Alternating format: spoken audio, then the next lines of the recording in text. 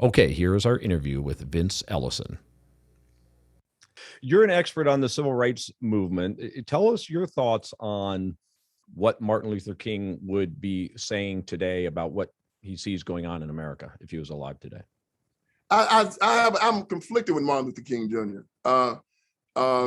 People are very emotional when it comes to Dr. King. Of course, he got assassinated. Of course, he did sacrifice a lot. But I go by what our Bible tells us about a tree is known by the fruit it bears. I don't know if King was a false prophet or not. I'm not saying that. I am saying that when you look at what he accomplished nothing. Again, as I say, every metric, everyone, except for getting Black liberals elected, he failed. Schools are still segregated. Schools are more segregated now than they were before Brown versus Board of Education, according to a Harvard study. Black income hasn't risen since Black and white income has not narrowed since 1968. The Black community has more crime, more Black men in prison. The Black family has been destroyed. So when you look at what he tried to accomplish, you say, you accomplished nothing. Why? Here's the answer. The whole concept was flawed. They depended on government to repair these ills, and it's not government's job to do it. If Martin Luther King had done what he was trained to do as a minister, he and Billy Graham would have changed America. Why? This is how the civil rights movement should have worked. Black man says, hey, I want to eat at your restaurant. White man says, no, you can't eat at my restaurant. Instead of going to the government and getting the gun and putting it to that white man's head and say, I'm going to make you let me eat here, Black man should have said, I'm going to build a restaurant. I'm going to make it better than yours. And when I finish it, you can come eat at my restaurant for free. That's how you change people's lives. That's how you change their heart. Can I send my child to your school? No. Well, I'm going to build my school, and it's going to be better than yours. And then your child can come to my school for free, and I'm going to treat him with respect. That's how you change the hearts of people. That's how Jesus told us Christians to change. But instead, they use the gun. We're going to get laws changed, and we're going to put a gun in your head. And even if you hate me, I'm going to force you to allow me to be in your presence. Now, see, that's offensive. You shouldn't force yourself to be in anyone's presence. If you don't want me in your presence, see you, don't want to be you. But it's insane to force yourself to be in the presence of a white racist that tells you, I'm going to kill you the first chance I get. So we forced ourselves, well, the Black community did, to be amongst people that hated us, and look at the result. We're worse off. And I'm saying to myself, why couldn't you see that? We are the only people in the history of the world that forced ourselves, that forced our way into living amongst our oppressors. Most other people tried to get away and just wanted to make sure that the laws were verified, that the Constitution was verified. No, we went to Washington, D.C., had laws passed that forced Klan members, that forced white supremacists to allow us into their presence. And they've destroyed the minds of our children. We've destroyed our economy. We've destroyed our own communities behind it. And instead of them stopping and saying, hey, let's do a double take on this now, guys. This isn't working. They're full speed ahead. You know why? Because the one thing the civil rights movement wanted, the only thing it really wanted, was to make sure that 90% of the Black community voted for the Democrat Party. That was it. They don't care how many of us die.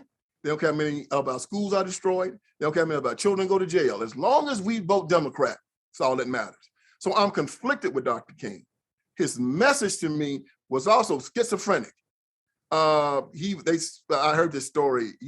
He was from the CNN host. His name was Larry King. Larry King said his favorite interview was not Martin Luther King Jr. in 1961. He said King was trying to integrate this hotel. Guy wouldn't let him. When the police came, they said, what do you want? And King said, I want my dignity. See, I hate that story because it implies that a white man can give me my dignity, or any man can give me my dignity. He can't. My dignity came from God. And Martin Luther King Jr., Nobel Prize laureate, the most important Black man in America, Ivy School graduate, allowed some minimum wage clerk to take his dignity. He said on the march, in his I Have a Dream speech, 100 years after the Emancipation Proclamation, the Negro is still not free. That is a lie. I was born free. God gave me my freedom. In that statement, he set up marches and civil disobedience for the next 100 years, because that is why those young men were kneeling in the NFL in 2018. They believed that they had to go to government for their freedom. They believed that they had to go to white people for their freedom. And white people saying, we can't give you your freedom. Dr. King said you could. See, he planted a defeatist victimization mindset in Black America that we still haven't gotten rid of. And before we move forward, we got to get rid of that root and stern. Yeah, no, I was thinking individual freedom when you were talking, and then you went right to that America is all about individual freedom, and yes, we don't need the government to give us the individual, and we are free to start a business with our own money and decide that I'm going to have a business that serves only white men. I'm going to have a business that serves only LGBT. I'm going to have a business that serves only children. That is freedom. Yeah. And a Black person to set up a business, or used to be anyway, that to serve Black people. But now the government is imposing on those freedoms. And that's basically your point. You know, I used to practice this kind of law at my law firm. I used to defend companies on race and sex discrimination cases. And I used to say that, you know, really, you shouldn't need these protections. You shouldn't need these protections from government. If a business chooses to have a business that serves only whites, well, good luck to you. Let's see how you do. Yeah, it's stupid, right? Yeah, let the market decide. Yeah, exactly. Yeah, and he'll see that he will not. You know, people walk with me and say, you know, I tell them I don't believe in white supremacy. Well, why not? I said, because I never met a white man superior to me. And then it always shocks them. I said, I am a Christian. I'm a son of God. I'm an heir of Jesus Christ. Who can be superior to me? No one. He's not superior. He's not below. He's my brother. I believe in brotherhood and fraternalism. I have gifts. You have gifts. We use our gifts and we make a beautiful, beautiful world. Some guys are HVAC man. Some guys are transmission guys. Some guys are heart surgeon. Some guys are lawyer. But we do what we do and we use the gifts God gave us. And then we have beautiful things. We don't talk about equality. No, we talk about justice. I don't believe in equality. I believe in justice. I believe in brotherhood. What did Ernest Hemingway say? He said, true nobility is not being superior to your fellow man. It's being superior to your former self. I compete with Vince Ellison every day. If a racist does not want me around him, I love you. That's all I can control is what I do. I love you. But if you don't want me around you, that's fine. I still love you. But if you put your hands on me, I'm going to deal with you. God bless you. But as far as me running up to him, you better let me around you. You better let me. That's called stalking. And it's against the law of the United States of America. If a person doesn't want you in their presence, you should have enough esteem in yourself to say, take care. Whether it be a beautiful woman, whether it be a racist. If they say, get lost, loser, do you? Am I right, brother? Yeah. You're making too much sense. Where was MLK on the issue of welfare? Oh, he was trying to get as much as he could. As a matter of fact, right before he died, they were putting together the Poor People's March. And the Poor People's March is going to have a guaranteed income, guaranteed housing, guaranteed health care. It was going to take America into a complete socialism. And you're saying King was leading or part of that movement? Oh yeah, he was going to lead the Poor People's March. The plan was to take 1 million poor people to Washington, D.C. and shut it down, lay in the streets, shut it all down until he got guaranteed income, guaranteed housing, guaranteed health care. And he died in Memphis before they got it all rolling. But that was the plan.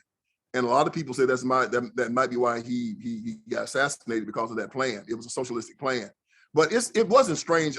Cornel West said on, I think it was Sean Hannity's show, that Martin Luther King was a Democrat socialist. He admitted to that.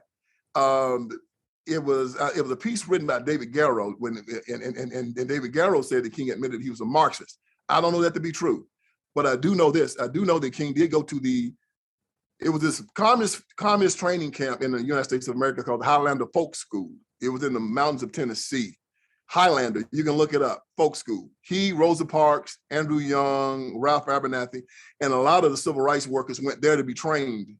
And it was ran by two communists. And the state of Tennessee took his charter and tore it down because they concluded it was a communist training camp. Now that's true. So if any of your people want to look up the Highlander Folk School, they'll find it. It is absolutely true. Also, there's a fact that in 1961, Martin Luther King Jr. tried to take over the National Baptist Convention. The National Baptist Convention was the biggest Protestant convention in the United States of America of Black people. About 10 million Black people belonged to it. King tried to take it over, and he wanted to use it to push for civil rights, put it in the civil rights movement. The National Baptist Convention was designed, of course, like churches were supposed to be designed, to get people prepared to live forever in the presence of Jesus Christ. They said, we don't want to be involved in civil rights. So what King did, King tried to take it over at the convention. They got into a fist fight where old minister got killed in the fist fight. And after King lost, they kicked him out of the National Baptist Convention. So King started his own organization. It's called the Progressive National Baptist Convention. A lot of people don't know this. And basically King was kicked out of the Black church.